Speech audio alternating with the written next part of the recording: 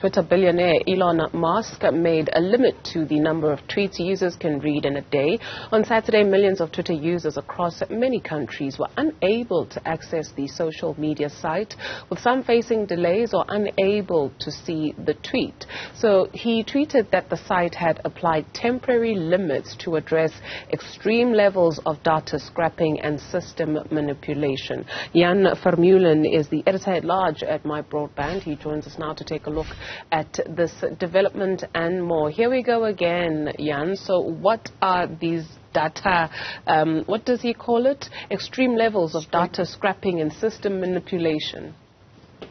Yeah, good morning. Yeah, so data scraping refers to a practice where you have people outside a system, third parties, that are gathering information from another system by just reading it almost like a human would read it, right? So, in other words, there's no other what we call API or a programmatic way for them to access that data, and so they just access the Twitter website like you or I would access the Twitter website, but it's instead of a human, it's a program. And then that program will scrape, is the term we use, various pieces of information from Twitter. So that might be the date of the tweet, who's tweeting, the contents of the tweet, and that's done for various purposes. There's going to be some illegitimate uses of scraping, but there's also plenty of researchers that use scraping to do conduct research about what people are talking about.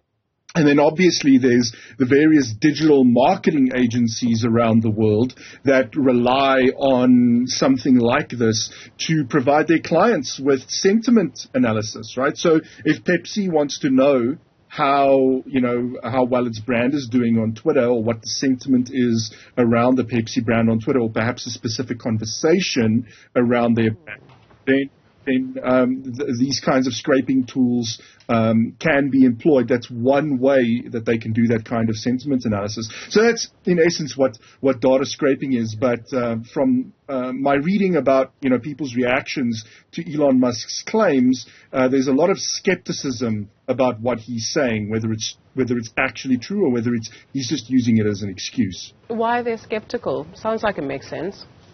Yeah, it does. So what they're pointing to is a report from earlier in the month that Twitter has refused to pay Google an almost $1 billion cloud hosting bill, and that Twitter is also in a dispute with Amazon over a bill for its servers. And so there's some speculation that, in fact, what's happening at Twitter is that they can't afford their hosting bill. Or at least they're trying to cut costs there, and they're trying to pressure Google and Amazon to be able to negotiate better rates with them.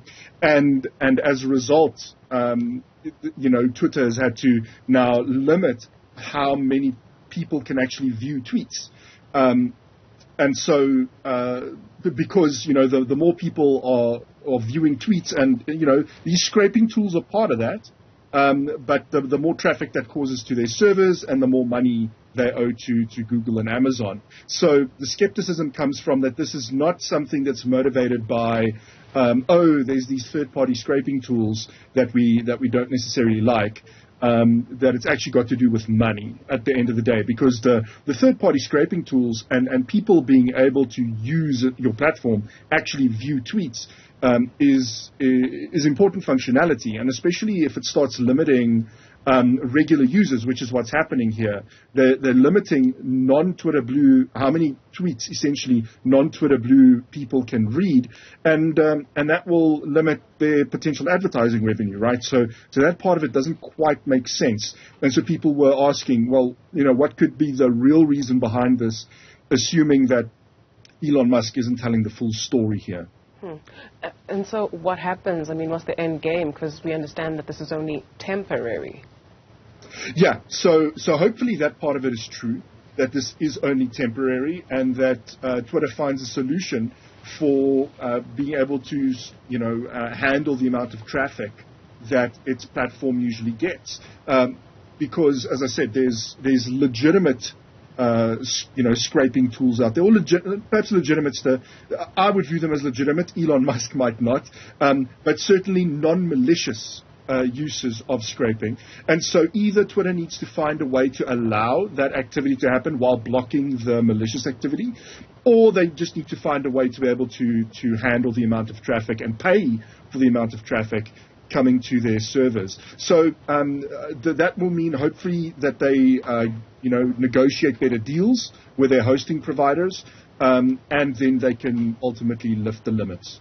A shrewd businessman or somebody who undermined just how much there is to this, or how much work there is to this, because you pay for a blue tick, as I understand it, if you're on that platform, and now this move, and there's just things that you are most certainly likely to see coming from Elon. A shrewd businessman who's trying to make a case for his business to survive, or he just underestimated how much goes into it? Yeah, it's difficult to see in the heat of the moment. We'll only really know when the history of this period is written. Unfortunately, I don't have a satisfying answer for you there, because it's difficult to see in the moment whether, what Elon is doing here is essentially rescuing the platform or destroying it.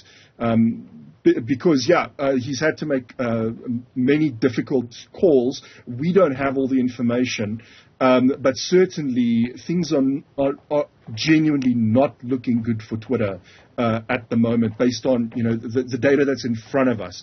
But there's so much we don't know, and worse, what we don't know, and so I'm very hesitant to say whether he's making the right calls here, because he's the only one with all the information. What is it that keeps you tweeting? Because people can express or vent out their frustrations, but they still sign up. Yeah, it's an interesting one. So from a South African perspective, what keeps me on Twitter, but I don't tweet a lot.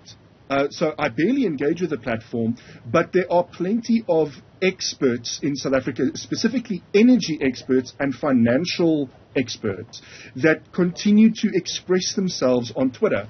And as best I can tell, the reason for that is the immediate feedback that they receive. So there's still a huge audience on Twitter.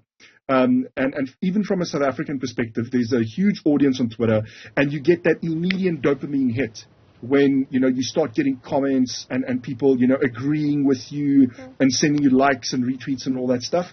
And so that incentivizes still, and this is a good thing for Twitter, actual experts in their fields to continue providing free, high quality information on the platform. So that's still good, but Twitter is facing increasing competition from even video platforms like TikTok and to some extent YouTube.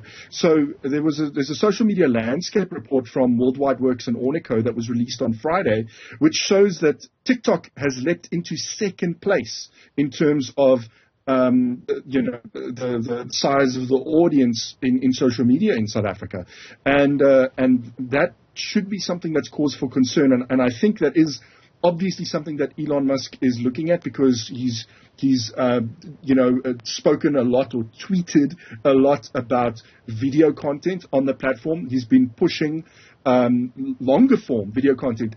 Apple released the first episode of one of its TV shows, the whole episode, 50 minutes long, on Twitter, that Elon Musk praised, obviously, because it's good for his platform. But he understands that there's a real threat from video and other multimedia. That's a threat to Twitter, which is traditionally a text platform. So that is something that Twitter has to look at, and that the data here from South Africa shows that people are increasingly adopting alternatives. Vermulen, editor at large at My Broadband, thank you as always for your time this morning.